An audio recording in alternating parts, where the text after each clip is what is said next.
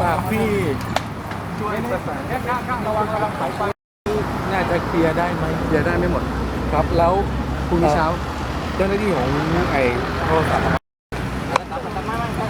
เดี๋ยวผมประสานให้เจ้าหน้าที่เข้ามาหมดเลยเพราะว่าตอนนี้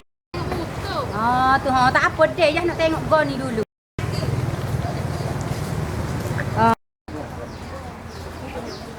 Bukan hanya ada tak asyik. Apa ada kamu koyo.